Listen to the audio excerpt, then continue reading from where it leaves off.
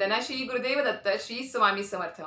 अंजनीच्या सुता तुला रामाचं वरदान, एकमुखान बोला श्री जय जय हनुमान। यावरून तुम्हाला कळालं असेलच की उद्या आहे मंगळवार, उद्या 23 एप्रिल तारीख आहे आणि उद्या भगवान हनुमानांची जयंती सुद्धा आहे। आणि त्याचबरोबर उद्या आपल्या आई भगवतीचा म्हणजे आपल्या आई तुळजाभवानीचा, आई कुलदेवीचा उद्या उत्सव सुद्धा असणार आहे, कारण की उद्या चैत्र पौर्णिमा सुद्धा आहे।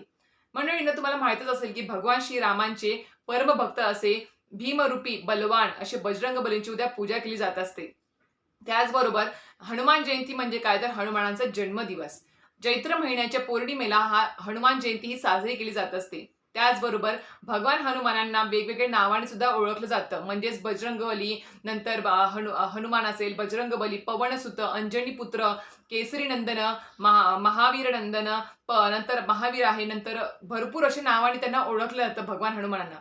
त्याचबरोबर एवढ्या फक्त नावानेच त्यांना ओळखलं जात नाही, तर ते त्यांच्या कीर्तीने सुद्धा ओळखले जातात। कारण की आपण जर त्यांची मनोभावे श्रद्धेने जर त्यांची सेवा केली, पूजा अर्चा केली, त्यांच्या स्तोत्रांचं मंत्रांचं जर पठण केलं नित्यनेमाने, तर खरंच सांगते आयुष्यातले आपले जे काही दुःख, दारिद्र्य, भय, रोग जे काही आहेत, बिकट समस्या आहेत, त्या सगळ्यांचं निवारण होत असतं। त्याच्यामुळे अशा प्रकारे आपले भगवान श्री हनुमान हे असे म्हणजे तेजस्वी तर आहेतच, पण त्यांच्या पराक्रम आणि त्यांच्या शक्तीने सुद्धा ते खूप मोठे आहेत। तर अशा प्रकारे आजच्या व्हिडिओमध्ये आपण पाहणार आहोत की उद्या हनुमान जयंती आहे। हनुमान जयंती तर आपल्याला साजरी करायचीच आहे, पण त्याचबरोबर मी आज एक छान अशी मी तुम्हाला म्हणजे म्हणतात की एक ना अनुभव सिद्ध अशी आणि एक प्रभावशाली सेवा घेऊन आली आहे। ती सेवा कशावरती आहे आणि ती सेवा काय आहे आणि त्याचं फळ तुम्हाला काय मिळणार आहे, ते सर्व आजच्या व्हिडिओमध्ये तुम्हाला जाणून घ्यायला मिळेल। त्यासाठी नक्कीच व्हिडिओ पूर्ण बघा, स्किप न करता बघा।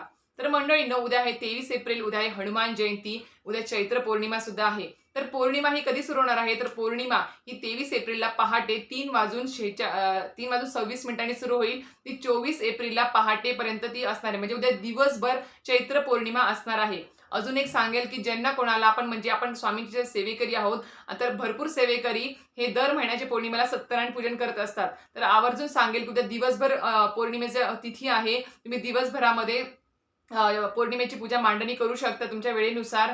पण आवर्जून सांगेल की प्रदोष काळामध्ये जमलं तर प्रदोष काळामध्ये पूजा मांडणी करा सत्यनारायणाची, ती अतिशय उत्तम असेल। तर अशा प्रकारे उद्या आपल्याला पौर्णिमेची पूजा पण करायची आहे, हनुमानांची आपल्याला उद्या पूजा अर्चा करायची आहे, जन्मदिवस साजरा करायचा आहे, त्यांचे मंत्र स्वतःचं पण पठण करायचं आहे आणि त्याचबरोबर आई भगवतीची पण उद्या आपल्याला सेवा करायची आहे। त्याच्यामुळे आपल्याला उद्या अक्षरशः कंबर कसून उद्या सगळ्या सेवा करायच्या आहे, कारण की खूप शुभ योग उद्या जुळून आलेला आहे। त्याच्यामुळे हा योग आपल्याला गमावू द्यायचा नाही आहे। तर मंडळींनो, मी सांगेल की जर समजा तुमच्या आयुष्यामध्ये काही सांसारिक प्रश्न आहेत, काही सामाजिक प्रश्न आहेत। सामाजिक म्हणजे काय, तर तुमच्या घरामध्ये किंवा तुमच्या म्हणजे फॅमिलीमध्ये काही कोर्ट कचेऱ्यांचे काही म्हणजे केसेस सुरू आहेत कोर्टामध्ये, तर त्याच्यामध्ये तुम्हाला यश मिळत नाही आहे, तारीखवर तारीख अशी काही वाढत चाललेली आहे, तर नक्की सांगेल जर कोर्ट कचेऱ्यांच्या केसेसमध्ये किंवा समस्यांमध्ये जर यश मिळावं वाटत असेल, तर नक्कीच आजची सेवा ही खूप प्रभावशाली ठरणार आहे। त्याचबरोबर तुमच्या घरामध्ये असे काही मुलं आहेत जे लहान असतील, जे विद्यार्थी दशेतील मुलं आहेत, जे परीक्षेला जायच्या अगोदर खूप त्यांच्या मनामध्ये भीती निर्माण होते परीक्षेच्या बाबतीत, अशी काही समस्या असेल। तिसरी म्हणजे जर तुमच्या डोक्यावर भरपूर कर्ज झालं आहे, हे कर्ज निवारण होतच नाही आहे, खूप प्रयत्न करत आहात, खूप कष्ट घेत आहात, पण तुमच्या आयुष्यामध्ये ती समस्या जी आहे डोक्यावर कर्ज, ते निवारण होत नाही आहे। त्याचबरोबर घरातल्या व्यक्तीला किंवा घराला काही बाधा झाली असेल, त्यावरती सुद्धा आजची सेवा ही खूप उपयुक्त ठरणार आहे। घरामध्ये एकोपा नाही आहे, सतत भांडणं चालू आहेत, भाऊ बंधकीमध्ये भांडणं सुरू आहेत, सततचे भांडणं, किरकिर, घरामध्ये आजारपण वगैरे सगळ्या गोष्टी सुरू आहेत, तर त्यावरती सुद्धा अतिशय उपयुक्त अशी ही सेवा असणार आहे। जर तुमच्यावरती किंवा तुमच्या घरातल्या एखाद्या व्यक्तीवरती कोणतरी खोटा आळ घातला आहे, खोटा आरोप केला आहे आणि त्याला तुरुंगवास सुरू असेल, तर त्यावरती सुद्धा अतिशय उपयुक्त ही सेवा असणार आहे। आणि त्याचबरोबर सांगेल की काही मोठं असं वादळ वारं जे काही असेल, जे आपल्या म्हणजे आजकाल म्हणतात ना अवकाळी पाऊस वगैरे चालू असतो, त्यावरती सुद्धा ही प्रभावशाली सेवा असणार आहे। त्यामुळे सांगेल की जी सेवा आहे, तुम्हाला समस्या तर कळाल्या, प्रश्न तर कळाले, यापैकी कुठलेही प्रश्न जर तुमच्या आयुष्यामध्ये असतील, जे खूप खूप बिकट आहेत, जे खूप तीव्र तुमच्या आयुष्यामध्ये समस्या निर्माण आहेत, त्याच्यावरती अतिशय प्रभावशाली तुम्हाला सेवा सांगणार आहे। या ज्या सेवा आहेत त्या तुम्हाला मनोभावे श्रद्धेने करायच्या आहेत, विश्वास ठेवून करायच्या आहेत, बस एवढं सांगेल। कारण की कसं असेल, आता उद्या आपण हनुमान जयंती आहे, हनुमान जन्मोत्सव आपण साजरा करणार, मंदिरात जाणार, आपण देवांना जे काही आपण पंचोपचार पूजा तिथे करणार, नारळ फोडणार, नैवेद्य दाखवणार, सगळ्या गोष्टी करणार। पण कसं आहे ना, ह्या तर गोष्टी आपण करतोच, करायलाच हव्या, पण त्याचबरोबर सांगेल की एवढ्याने फक्त भगवान हनुमान खुश होणार नाहीत।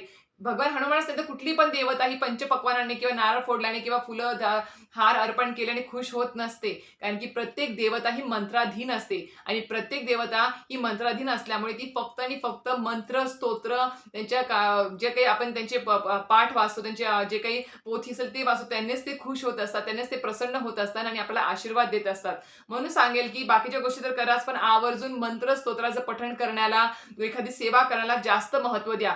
त्यांच्याने जास्त तुम्हाला पुण्यफळ प्राप्त होईल. म्हणूनच सांगेल की नक्कीच उद्या आवर्जून जे काही मंत्र स्तोत्र सांगणार आहेत. हां, अजून एक, आता तुम्ही ह्या काही समस्या सांगितल्या, आता ह्यापैकी कुठल्याही समस्या तुमच्या आयुष्यात नाहीच आहे समजा, काही त्रासच नाही तुमच्या आयुष्यामध्ये, तरी सुद्धा उद्या हनुमान जयंतीनिमित्त तुम्हाला ज्या काही सेवा सांगणार आहेत, त्या सेवा करायच्या आहेत.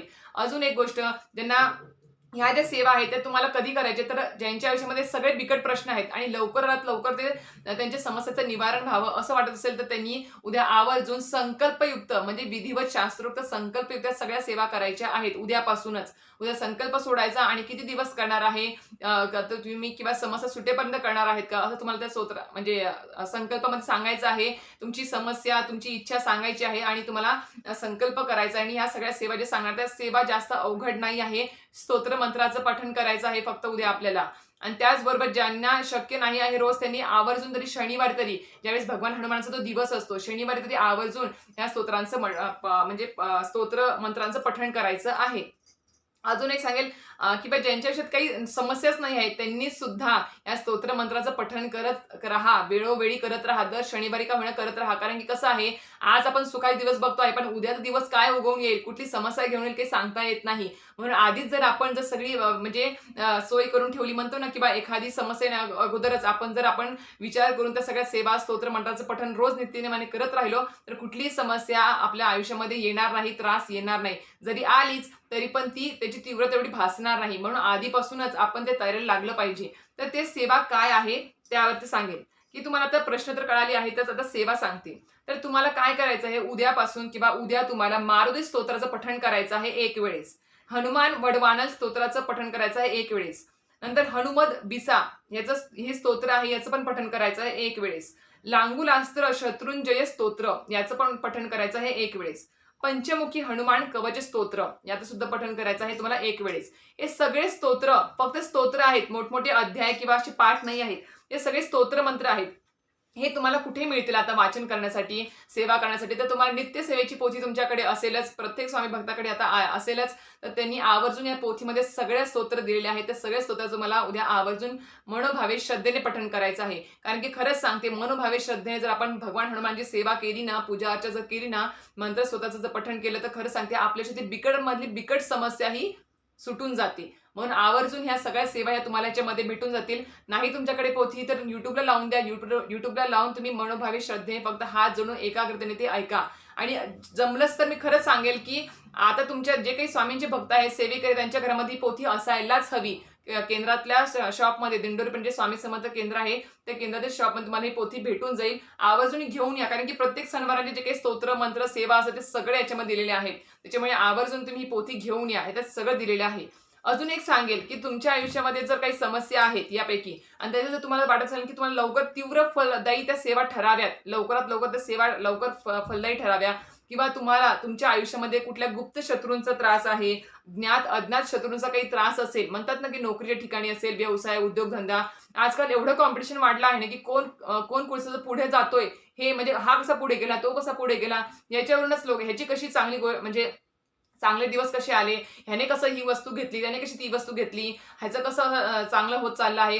खूप लोकांना तर आजकाल बघवत नाही. आजकालची वृत्ती बदलत चाललेली आहे. पहिल्यासारखं राहिलेलं नाहीये की कोणाच्या सुखामध्ये सुख पाहावं, दुःखामध्ये दुःख पाहावं, असे आजकालचे जीवन राहिलेलं नाही आहे. म्हणून सांगते की ज्ञात अज्ञात शत्रूंचा त्रास हा खूप लोकांचा वाढलेला आहे. जर अशी काही समस्या असेल तर खरंच सांगते, किंवा अशी काही समस्या आपल्या आयुष्यामध्ये येऊ नये असं जर वाटत असेल, तर नक्कीच एक प्रभावशाली 2 स्तोत्र सांगेल. त्याचं पठण तुम्हाला रोज करायचं आहे. ते म्हणजे तुम्हाला हनुमान चालीसा, सगळ्यांनाच माहिती असेल, आता पुरुष मंडळींना सगळ्यांना माहिती असेल, हनुमान चालीसा आवर्जून पठण करा. खूप प्रभावशाली स्तोत्र आहे हे.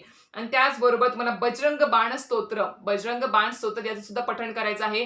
हे सुद्धा तुम्हाला नित्यसेवेमध्ये भेटून जाईल किंवा तुम्ही YouTubeला लावून द्या.